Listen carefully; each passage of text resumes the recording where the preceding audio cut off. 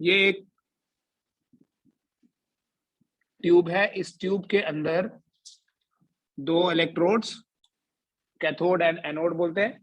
One is connected to negative and the other is connected to the positive terminal of some external voltage.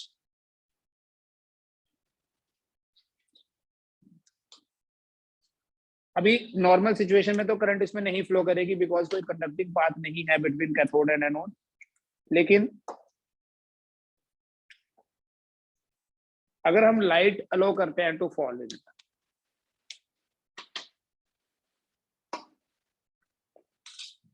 if we allow light through this window to fall on the plate, light की energy अगर इस metal के work function से ज्यादा हुई तो यहां से इलेक्ट्रॉन्स निकलेंगे.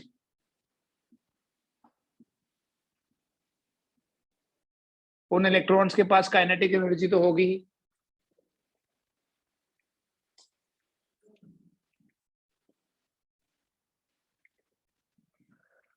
लेकिन इस पोटेंशियल डिफरेंस के कारण क्या होगा, उन इलेक्ट्रॉन्स को एक डायरेक्शन भी मिल जाएगी. तो ये इलेक्ट्रॉन्स मूव करना स्टार्ट कर देंगे towards the positive terminal of the external battery. इससे क्या होगा, the path is complete. Now electron will reach here, यहां से it will be attracted by the positive. फिर यहां से ये नेगेटिव जो है इस कैथोड को इलेक्ट्रॉन रिच रखेगा, मतलब इलेक्ट्रॉन सप्लाई करता रहेगा टू द कैथोड. तो इलेक्ट्रॉन्स यहां से यहां आ रहे हैं, फ्रॉम दिस लाइट फॉल कर रही है, एमिट हो रहे हैं, तो इधर आ रहे हैं, तो पाथ हो गया complete. Current will start flowing. मतलब करंट तब फ्लो करेगी जब लाइट फॉल करेगी. और लाइट में भी आपको पता है कंडीशन क्या होनी चाहिए, इस मेटल के वर्क फंक्शन से ये जो एनर्जी है फोटॉन्स की वो ज्यादा होनी चाहिए. ठीक है. Once the light start this current starts flowing, we can measure that current with the help of a micro emitter or milli emitter depending on कि लाइट ज्यादा फॉल करेगी या कम. ज्यादा लाइट होगी तो मिली एमीटर भी हो सकता है, क्योंकि ज्यादा लाइट फॉल करेगी तो ज्यादा करंट फ्लो करेगी. That is why we called photo electric.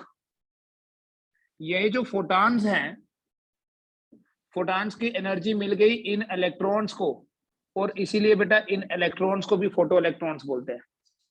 These electrons are emitted due to the photons falling on the plate, so they are called as photoelectrons. एक प्लेट से इलेक्ट्रॉन निकले, दूसरी plate में electron आ गए. ठीक है, path complete हो गया, करंट फ्लो करने लगी, और जो करंट की डायरेक्शन है that is taken opposite to the direction of electrons. So ये करंट की डायरेक्शन होगी like this, पॉजिटिव से नेगेटिव होती करंट की direction.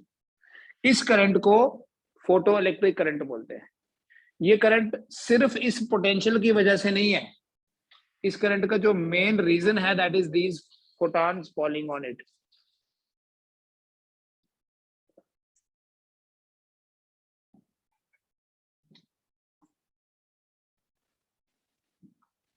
When photons fall on cathode, electrons are emitted from it.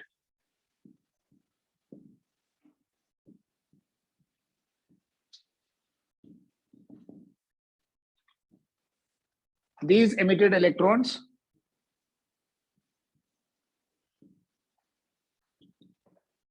are responsible for current.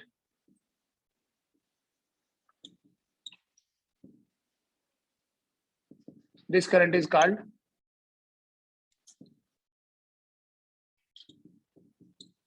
photoelectric current.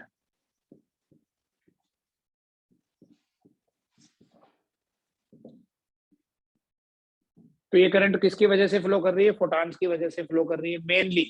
Aldous potential का भी effect होगा, क्योंकि इलेक्ट्रॉन्स को डायरेक्शन यही दे रहा है. सिर्फ लाइट फॉल करेगी, इलेक्ट्रॉन एमिट होंगे, किसी भी रैंडम डायरेक्शन में चले जाएंगे. जब इलेक्ट्रॉन किसी रैंडम डायरेक्शन में जाएंगे तो there will be no current. Current is the flow of electrons in a particular direction.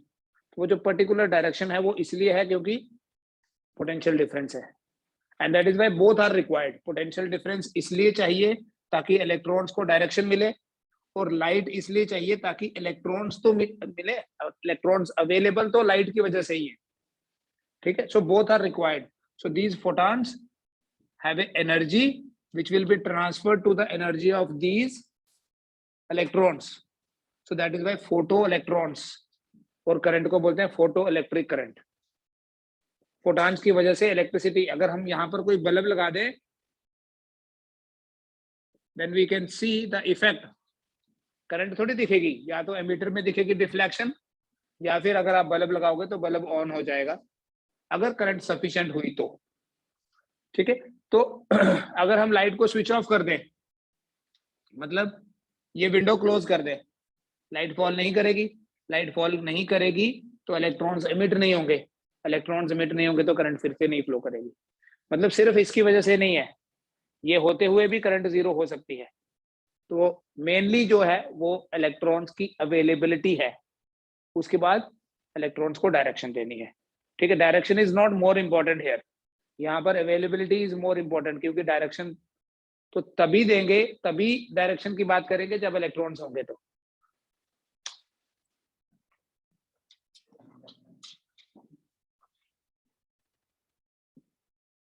ठीक है, तो इस करंट को इसलिए फोटो इलेक्ट्रिक करंट बोलते हैं क्योंकि इसमें मेन कंट्रीब्यूशन फोटॉन्स का है।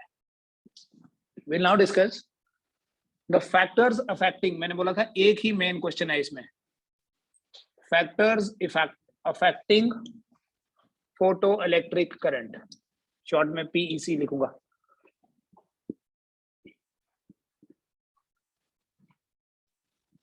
इसमें बेटा जो पहला फैक्टर हम डिस्कस करेंगे that is effect of intensity.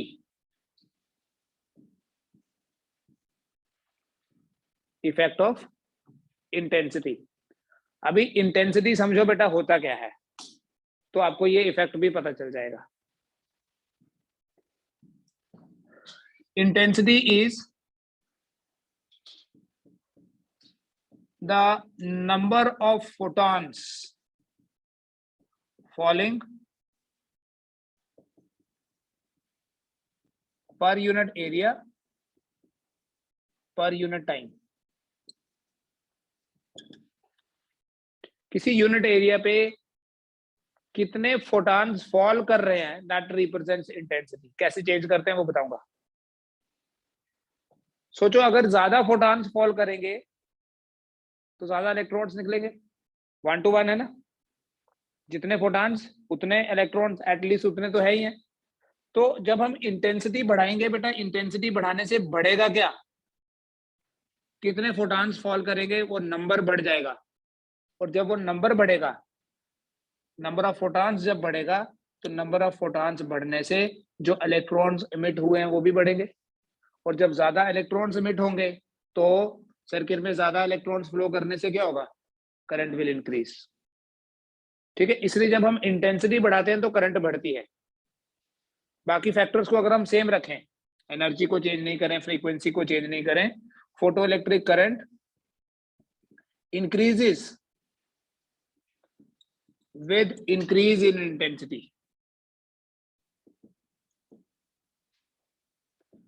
with increase in intensity of photons। इसलिए जो ग्राफ होगा between photoelectric current and intensity,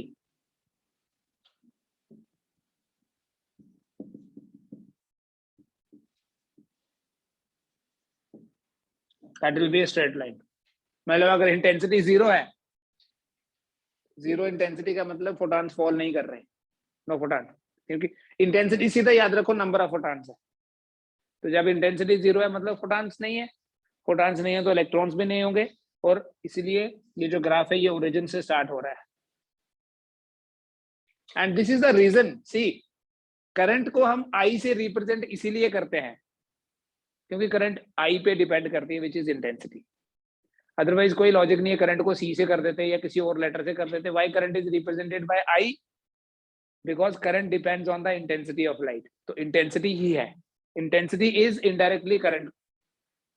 ठीक है, the graph between photoelectric current and intensity of incident radiation is a straight line which indicates कि जो photoelectric current है वो directly proportional to intensity है।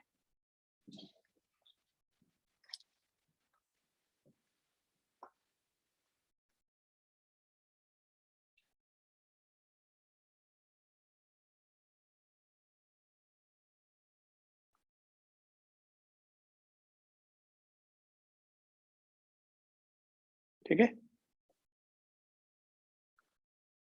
ज्यादा photons will be responsible for more electrons. दूसरा effect देखो, ये थोड़ी ये वाली टाइप। अब इंटेंसिटी चेंज कैसे करते हैं बेटा वो भी समझना। जब कोई लाइट का सोर्स सपोज यहां रखा था हमने पहले, मींस थोड़ा दूर रखा था, तो यहां से फोटॉन्स आ रहे हैं, इसके ऊपर फॉल कर रहे हैं after travelling this much distance. अगर इस सोर्स को, सोर्स वही रहने दें, इस सोर्स को अभी पास ले आऊं, अभी पर यूनिट टाइम ज्यादा इलेक्ट्रॉन फॉल करेंगे। सोर्स को और पास ले आएंगे, अगर हम बेटा सोर्स चेंज नहीं करें तो फ्रीक्वेंसी चेंज नहीं हो रही, बट डिस्टेंस चेंज कर रहे हैं इसलिए इंटेंसिटी चेंज हो रही है।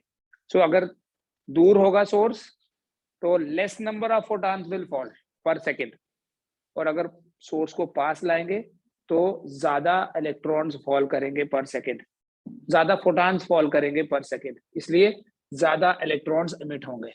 तो हम इंटेंसिटी को बढ़ाएंगे by decreasing the distance.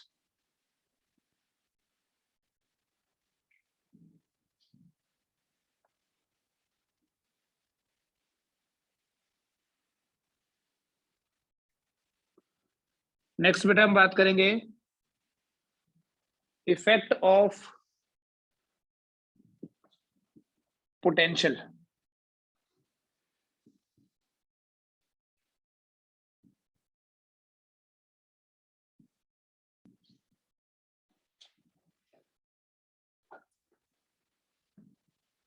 Effect of potential, it is like, फिर से मैं डायग्राम बनाता हूं, थोड़ा छोटा करके बनाऊंगा इस बार।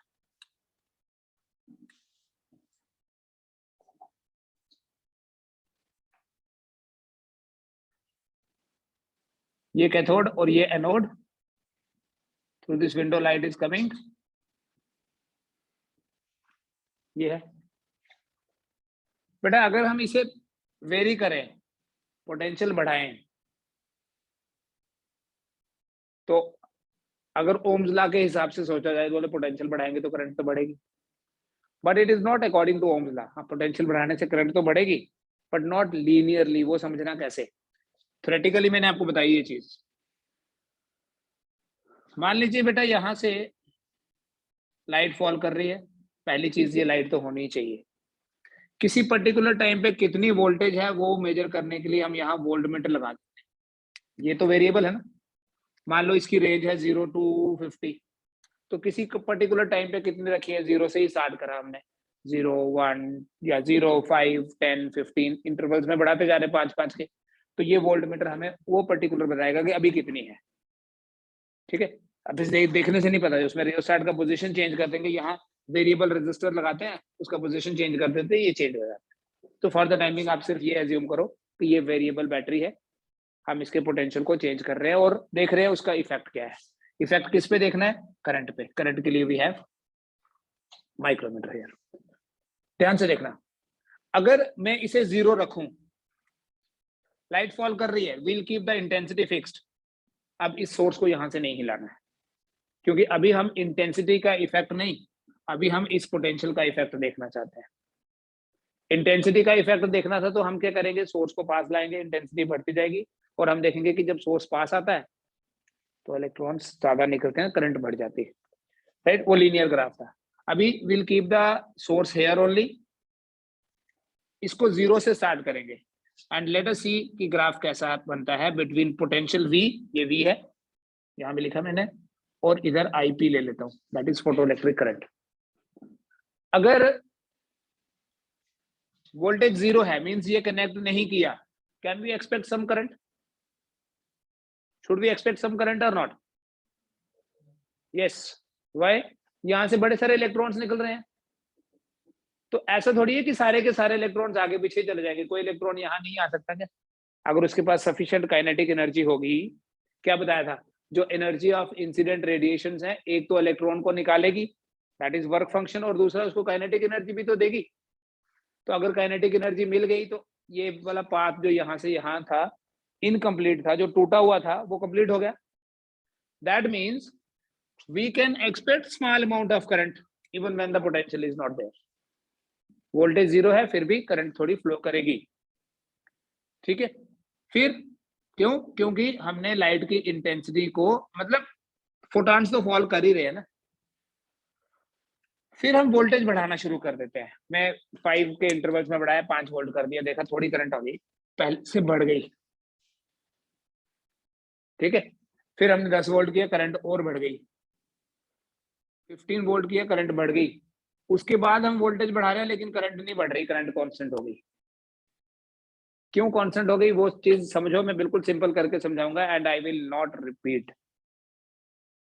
ये इंटेंसिटी फिक्स्ड है। मान लो इंटेंसिटी ऐसी है कि पर सेकेंड इसमें से 50 इलेक्ट्रॉन निकल रहे हैं। कितने? 50 इलेक्ट्रॉन्स आर बीइंग इमिटेड। अब जब हमने वोल्टेज नहीं लगाई थी तो मान लो कि 45 इलेक्ट्रॉन्स आगे पीछे निकल गए, 5 यहां पहुंच गए, जस्ट एन एग्जांपल। तो उन 5 के कारण थोड़ी करंट हुई। फिर हमने वोल्टेज को थोड़ा बढ़ाया और वोल्टेज अभी इतनी बढ़ी है कि 5 और आगे, इलेक्ट्रॉन्स के कारण करंट हो रही है, करंट ऑब्वियसली बढ़ गई। वोल्टेज और बढ़ाई तो जो और बिखरे हुए थे 20 और आ गए उधर ही, क्योंकि अब वोल्टेज ज्यादा तो वो ज्यादा इलेक्ट्रॉन्स को खींचेगी। सबकी काइनेटिक एनर्जी डिफरेंट है।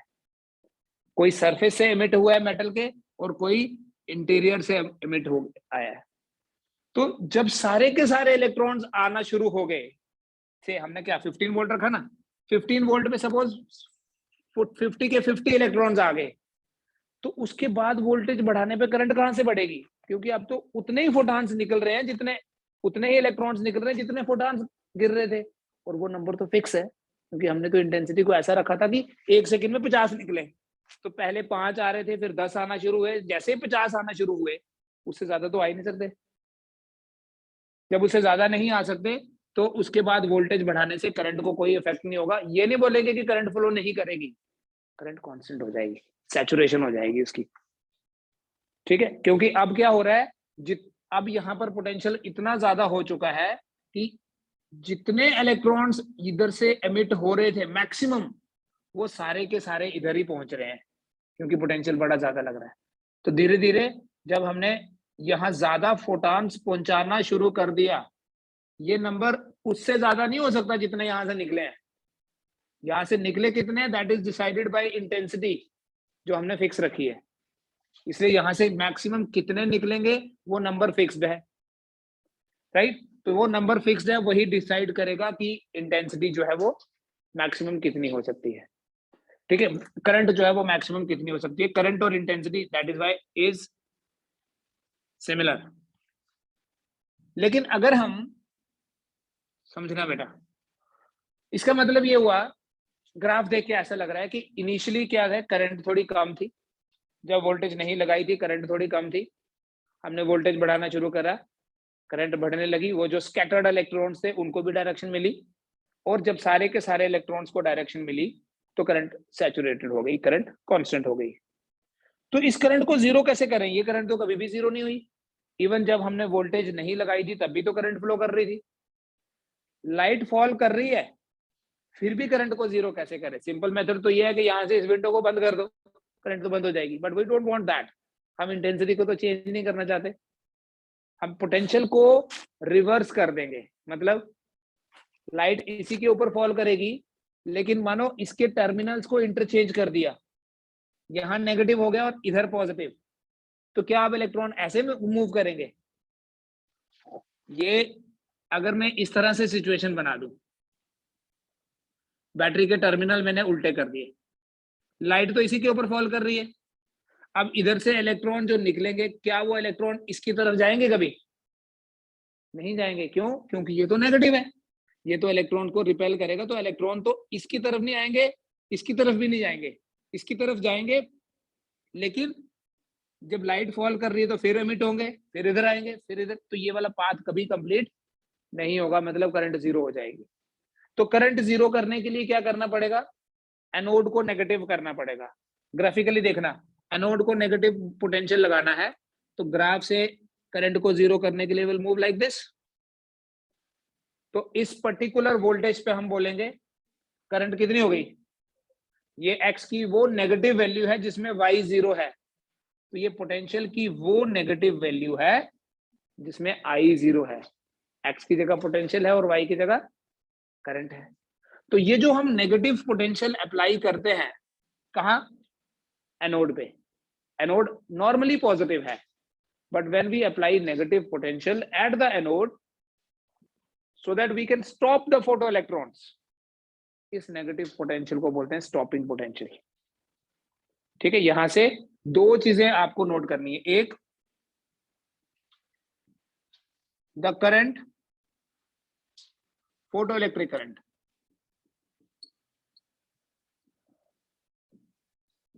attains a saturation value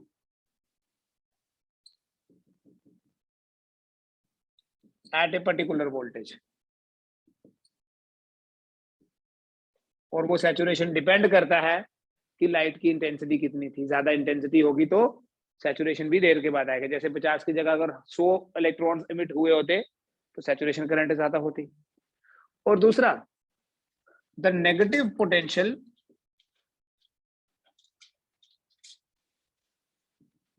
applied at the anode, which normally is positive, to stop the photoelectrons.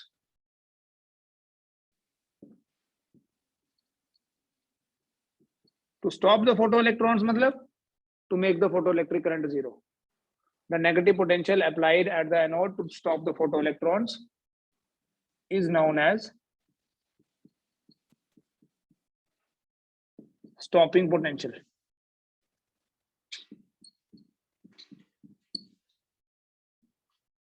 जो नेगेटिव पोटेंशियल हम लगाएंगे इलेक्ट्रॉन्स को रोकने के लिए, उस नेगेटिव पोटेंशियल को स्टॉपिंग पोटेंशियल बोलते हैं। अब इसे भी मैथमेटिकली एक्सप्रेस कराऊंगा। देखो, इलेक्ट्रोस्टैटिक्स में हमने पढ़ा work is charge into potential, Q into V, याद है ना? और this is also equal to kinetic energy, work energy theorem है। तो यहाँ इक्वेशन क्या है, इलेक्ट्रॉन निकल रहा है तो E इंटू V 0 हो गया charge into potential. It should be equal to 1/2 कितना पोटेंशियल लगाना पड़ेगा, that is by obtained by this formula, E into V0 equal to 1/2 mV max square। मैंने यहाँ V max क्यों लिखा है वो बता देता हूँ, just write it।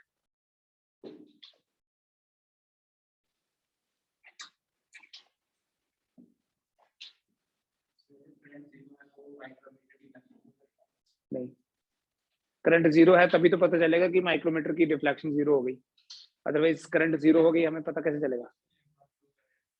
नहीं, कैसे करेंगे? वो ये वाला था ना, यहाँ तो करंट फ्लो कर रही है ना, यहाँ करंट नहीं फ्लो कर रही, यहाँ तो कर रही है, थोड़ी सी तो करंट फ्लो कर रही है in the absence of light also. ये लाइट तो फॉल कर रही है बट हम इसको नेगेटिव कर देते हैं, तो जब इसको नेगेटिव करा तो यहाँ से तो यहाँ इलेक्ट्रॉन पहुंचा ही नहीं ना, ये नेगेटिव नहीं। देखो पॉजिटिव अगर कुछ भी नहीं लगाया ना, कुछ नहीं लगाया तो इलेक्ट्रॉन कोई ना कोई आ सकता है अगर उसके पास काइनेटिक एनर्जी हुई तो, बट अगर यहाँ नेगेटिव लगा दिया फिर तो कोई इलेक्ट्रॉन आ ही नहीं सकता, क्योंकि वो नेगेटिव इलेक्ट्रॉन को थोड़ी बुलाएगा अपनी तरफ, वो तो उसको धक्का देगा वहां से। तो जीरो लगाने पे करंट फ्लो कर सकती है, तो करंट को जीरो करने के लिए नेगेटिव पोटेंशियल लगाना पड़ेगा। जीरो पे करंट कैसे फ्लो कर रही है, ये कंडक्शन की तरह मत सोचो ना कि वोल्टेज नहीं लगाई करंट कैसे होगी, लाइट की वजह से, लाइट की वजह से इलेक्ट्रॉन को सफिशिएंट काइनेटिक एनर्जी मिली है तो वो मूव करके आया है। ठीक है, E इंटू V0 जो है वो 1/2 mV स्क्वायर। अच्छा ये तो ठीक था, अगर इतना ही लिखते तो ठीक था, charge into potential is work, लेकिन here we have EV0 equal to 1/2 V max square। वो समझना कि V max क्यों लिखा है। बेटा ये मेटल है, मैं थोड़ा स्ट्रेट लाइन में ही बना रहा हूँ, जस्ट विजुलाइज करना है। इसके ऊपर फोटॉन्स फॉल कर रहे हैं, ठीक है। कोई इलेक्ट्रॉन यहाँ सरफेस से निकल गया और कोई इलेक्ट्रॉन इंटीरियर से भी आया है बाहर, क्योंकि photons will enter into the metal, इनकी सफिशिएंट एनर्जी होनी चाहिए to enter into the metal, इसलिए यूवी। जो इलेक्ट्रॉन यहां से निकला, मतलब किस इलेक्ट्रॉन को निकालना इजी है, सरफेस वाले को या इंटीरियर वाले को? सरफेस वाले को। इस फोटॉन की एनर्जी तो ई है, it is utilized for 2 purposes, और वो पर्पस क्या है? Work function and kinetic. Work function is same because work function तो प्रॉपर्टी ऑफ मटेरियल है, कौन से एटम्स हैं, सोडियम है, पोटेशियम है या कोई और है, राइट? वर्क फंक्शन तो नेचर पे डिपेंड करता है, ये फिक्स्ड है, ठीक है। जब एनर्जी भी फिक्स है, वर्क फंक्शन भी फिक्स है, ये देखो जो यहां से निकला उसके पास ज्यादा काइनेटिक एनर्जी होगी, इसके पास भी उतनी थी, लेकिन जब ये यहां से यहां आया ना तो some of its kinetic energy is lost. So जितने भी इलेक्ट्रॉन सरफेस से एमिट हुए they will have maximum kinetic energy, और जो जितने इंटीरियर से सरफेस तक पहुंचा है उसकी काइनेटिक एनर्जी का उतना ही लॉस हो चुका है। इमेजिन करो यहां से जो इलेक्ट्रॉन्स एमिट हुए उनकी डिफरेंट काइनेटिक एनर्जीज है, 1.5 है, एक की 1.6 है, 1.65 इलेक्ट्रॉन वोल्ट, लेकिन जो सरफेस से आया है उसकी है 1.75 इलेक्ट्रॉन वोल्ट, ठीक है। These electrons are coming towards the anode. अब हम क्या करते हैं, यहाँ नेगेटिव पोटेंशियल लगाते हैं, V0 जिसको बोला मैंने, -V0 है, इसे नेगेटिव साइड है। ये पोटेंशियल जो लगाया, ये इसे रोकने के लिए लगाना पड़ेगा या इसको? स्टॉप द इलेक्ट्रॉन्स, हम उसे रोकेंगे जो सबसे फास्ट है, स्लो वाला तो पहले ही रुका होगा। अगर हम बोलें कि हमने यहां से भी 1.5 लगा दिया तो ये रुक गया, ये तो नहीं रुका, क्योंकि इसके पास तो फिर 0.1 रहेगी। जैसे इसको फोर्स की तरह समझो, ये सारे आ रहे हैं, एक 1.5 न्यूटन से, ये 1.6 से, ये 1.65 से और ये 1.75 से। हमने यहाँ से फोर्स लगानी है ताकि वो रुके, तो 1.5 वाले को थोड़ी रोकने की कोशिश करेंगे हम तो इसको रोकने की कोशिश करेंगे। हम इतनी फोर्स लगाएंगे कि ये रुक जाए, क्योंकि जब ये रोकने के लिए प्रैक्टिस करोगे कोशिश, तो ये तो आराम से पहले ही रुका होगा, ठीक है। इसलिए इसमें से जिसकी एनर्जी मैक्सिमम है, पोटेंशियल उसके ऊपर डिपेंड करता है। हमारा स्टॉपिंग पोटेंशियल कितना होगा वो डिपेंड करता है कि इलेक्ट्रॉन की मैक्सिमम काइनेटिक एनर्जी कितनी है, और वो अगेन दैट डिपेंड्स कि एनर्जी कितनी थी, वर्क फंक्शन कितना था, कितना काइनेटिक एनर्जी में कन्वर्शन हुआ। अभी तो जनरल बात करते हैं, ठीक है। E इंटू V0 जो है that is equal to 1/2 mv max square, ठीक है। तो करंट क्या 2 पॉइंट्स थे बेटा यहां से जो मिले आपको, कि पहले तो करंट बढ़ रही थी वोल्टेज बढ़ाने से, पोटेंशियल मतलब वोल्टेज, थोड़ी देर बाद करंट कांस्टेंट हो गई, उस कांस्टेंट करंट को बोले सैचुरेशन हो गई, और वो सैचुरेशन इसलिए हो गई क्योंकि हमने इंटेंसिटी को फिक्स रखा था।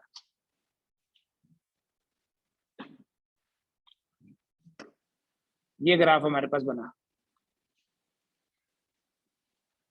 ठीक है। अब मैं यहां से स्टार्ट किया, 0 वोल्टेज पे भी कुछ करंट फ्लो कर रही है, increase the voltage,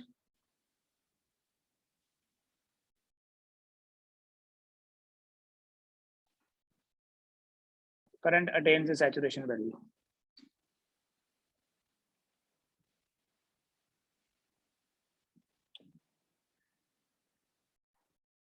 this is V0।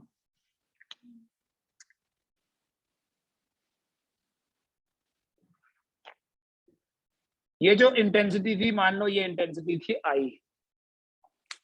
अब मान लीजिए हमने इंटेंसिटी को बढ़ाया, ठीक है। इसी पार्ट में आपने अलग से नहीं लिखना है। इंटेंसिटी को बढ़ाएंगे तो ज्यादा फोटॉन्स एमिट होंगे, सॉरी ज्यादा इलेक्ट्रॉन्स एमिट होंगे, ज्यादा फोटॉन्स फॉल करेंगे। ज्यादा फोटॉन्स फॉल करेंगे तो हो सकता है 0 पोटेंशियल पे भी 2 इलेक्ट्रॉन या 3 इलेक्ट्रॉन ज्यादा निकले, तो करंट विल इंक्रीज। बट अभी जो सैचुरेशन होगा दैट विल बी मोर, क्योंकि जब इंटेंसिटी बढ़ी, नंबर ऑफ फोटॉन्स कितने फॉल कर रहे हैं वो बढ़ेंगे, नंबर ऑफ इलेक्ट्रॉन्स बढ़ेंगे। अब पहले अगर 50 इलेक्ट्रॉन निकले थे, अभी हो सकता है 60 इलेक्ट्रॉन निकले मैक्सिमम। तो जैसे ही 60 के 60 पहुंच गए नोड पे, उसके बाद 60 से ज्यादा कभी नहीं पहुंचेंगे, 60 ही पहुंचेंगे। ऐसा नहीं है कि 0 हो जाएंगे, क्योंकि लाइट तो फॉल कर रही है। तो इंटेंसिटी बढ़ाने से क्या होगा, सैचुरेशन करंट जो है वो बढ़ जाएगी। लेकिन सैचुरेशन करंट बढ़ी मतलब नंबर ऑफ इलेक्ट्रॉन्स बढ़े हैं, उनकी एनर्जी नहीं बढ़ी।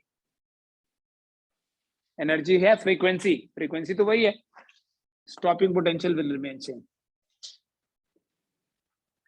Stopping potential will remain same, क्योंकि इलेक्ट्रॉन्स की जो एनर्जी है that is same.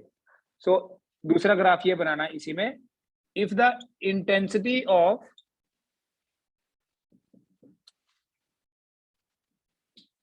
incident radiations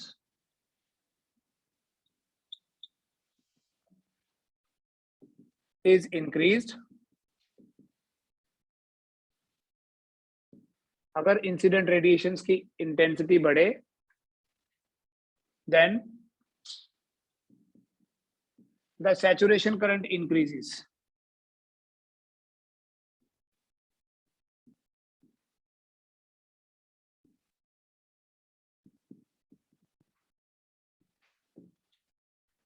Saturation current increases, but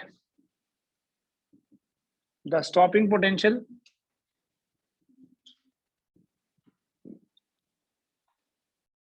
remains the same.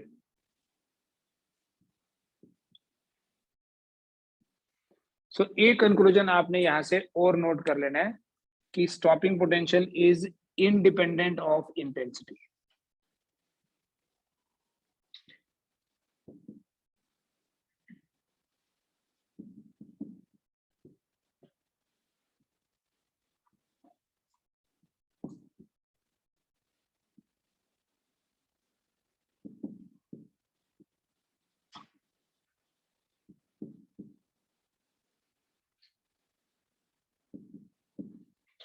Stopping potential is independent of the intensity of incident radiation.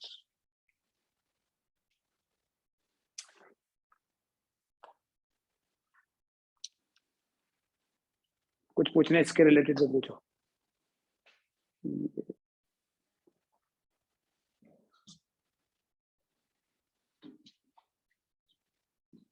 Effect of frequency.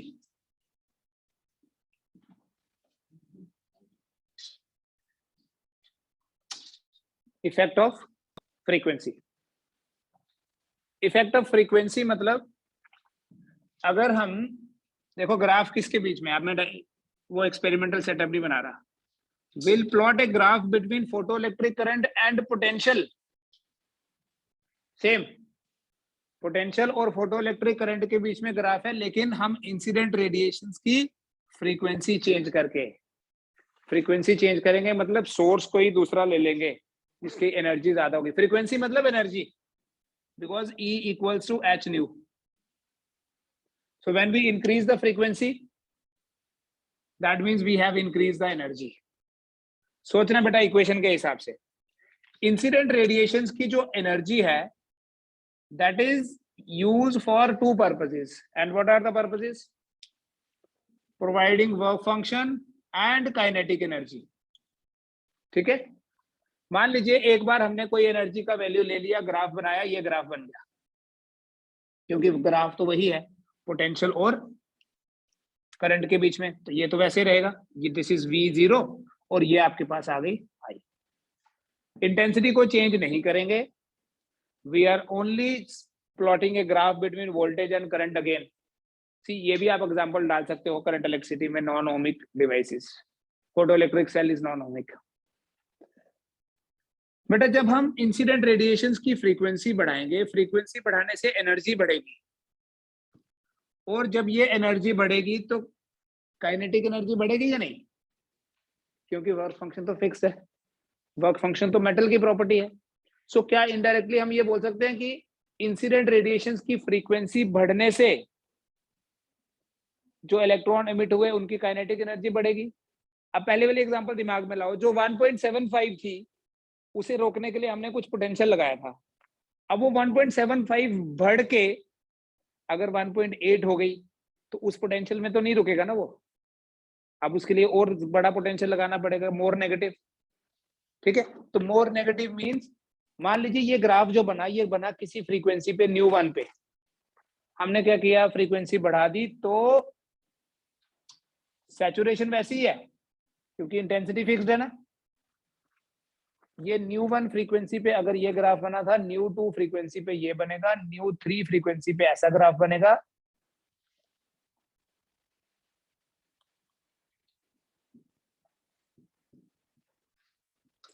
लेकिन stopping potential change हो रहा है सिर्फ। क्यों चेंज हो रहा है वो पता चल गया? क्योंकि काइनेटिक एनर्जी चेंज हो रही है। हम अगर फ्रीक्वेंसी बढ़ा रहे हैं, मींस अगर ν3 ν2 से और ν2 ν1 से बड़ा है, with increase in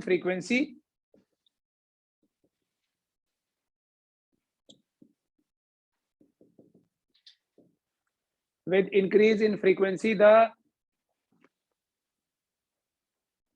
kinetic energy of the emitted electrons increases, and therefore the stopping potential also increases.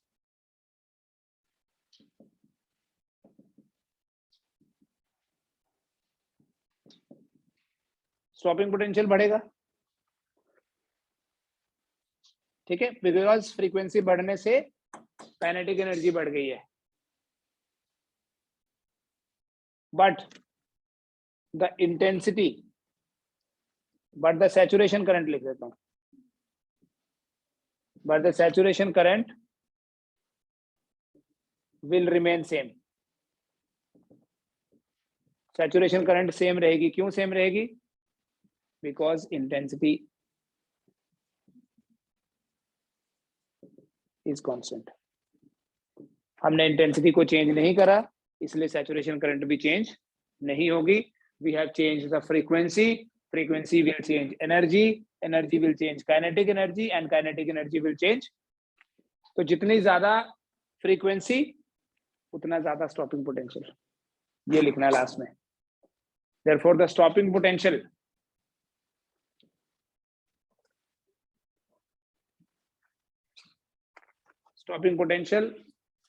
depends on